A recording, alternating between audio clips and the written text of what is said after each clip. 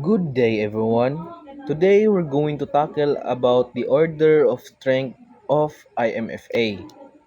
So, what is intermolecular forces of attraction or IMFA?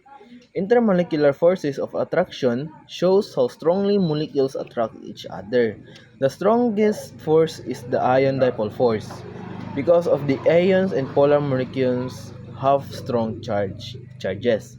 So, a quick recap about ion dipole force. So, ion dipole force has two ions, the sodium ions and the chloride ions. So, sodium ions is the positive and chloride ions is the negative. So, sodium ions is attracts the negative molecules and chloride ions attracts the positive molecules. So let's continue up to hydrogen bonding. Hydrogen bonding is when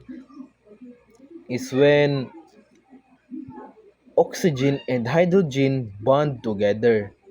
So before they bond, oxygen pulls hydrogen closer to him, but he is not the only one who's pulling hydrogen into himself.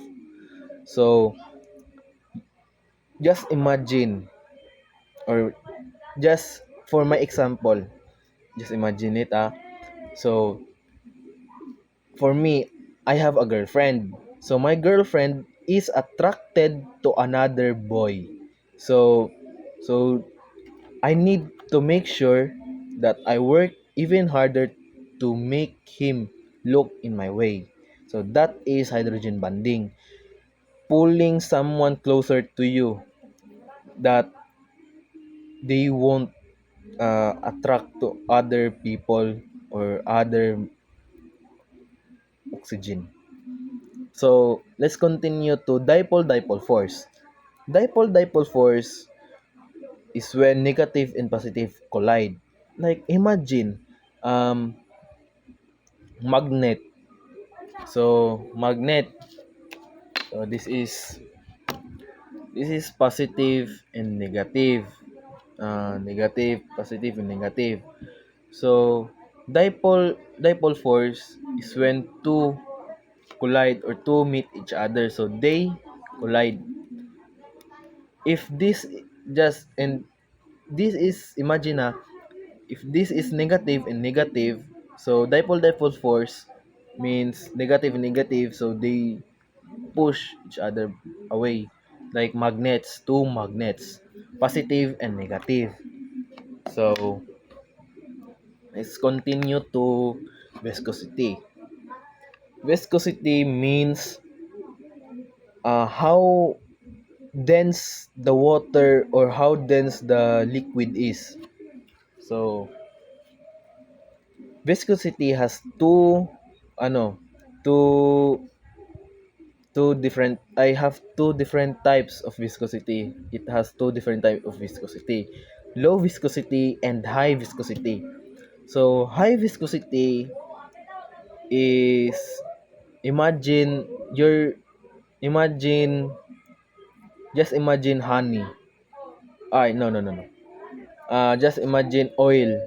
How slow does oil compare to water in running or in sleeping or just glue? Just imagine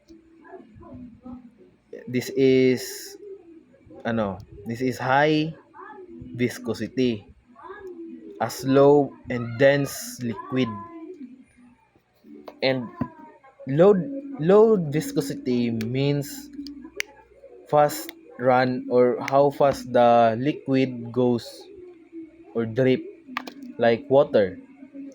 Like example, water. If you yeah, water example. So continue to sa surface tension. So surface tension. This happen because of physical property known as surface tension. So this image here. So as you can see, surface tension means like has a layer of elastic layer. Yes, has an elastic layer. But no, it's cause of gravity and cohesion. So let's talk about cohesion later. So when oxygen and hydrogen won't collide to each other, it makes the surface tension.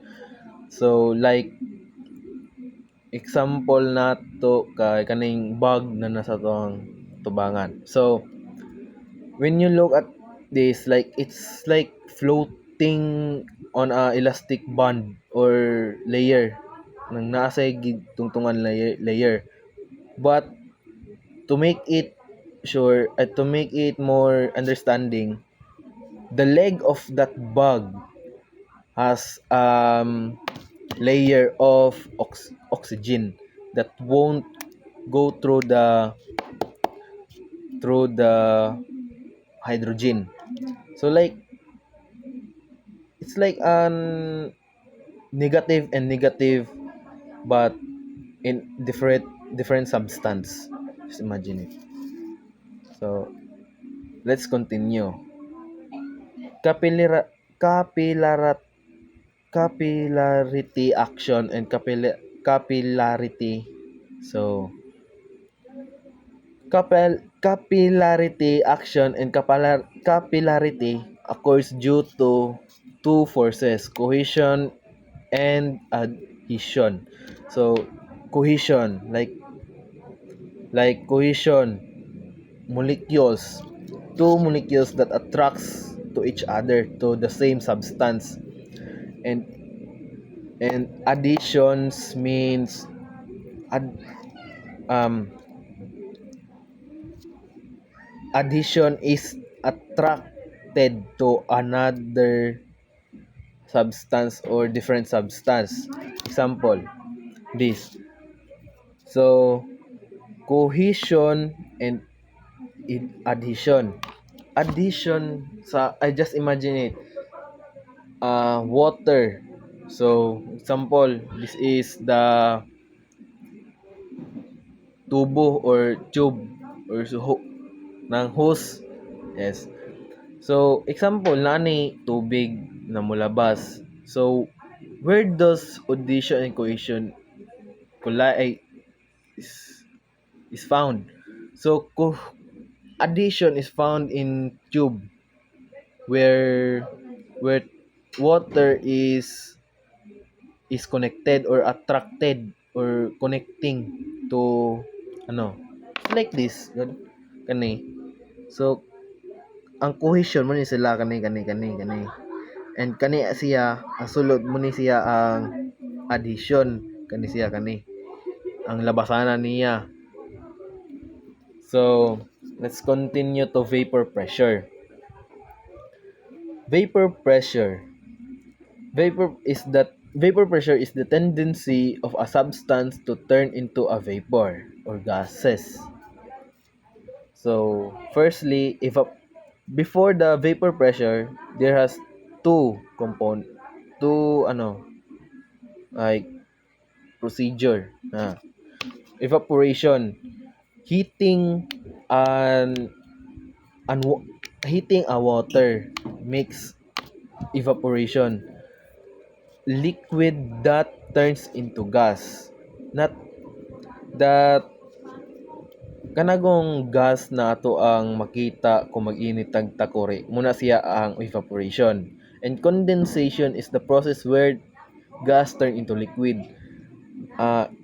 Imagine or kung pwede experimentin ninyo, i-try ninyo og kuan anang init na kanon, di ba? Iana nimo imong kamot, man dugay-dugayon nimo, man naay mo gawas di ba na gas nang musalo sa imong kamot na nay gas. So muna siya ang condensation. Kanang gas na napundo sa imong palm muna siya ang tubig, di ba? Muhimo siya tubig or magbasa siya. Muna siya ang condensation to attain vapor pressure. This the rate of these two process must be equal in reaching equilibrium. So, imagine nag-init kag takuri. So, di ba na ay gas na mo appear. So, kanan na gas muna siya ang evaporation. Kung imong ibutang imong kamot ana na gas, so di ba magbasa or magtubig imuhang kamot. So, muna siya ang condensation sa vapor pressure. And that is all about our report. So, thank you and good night everyone. Sorry sa akong bubbling. Mali gyud for me.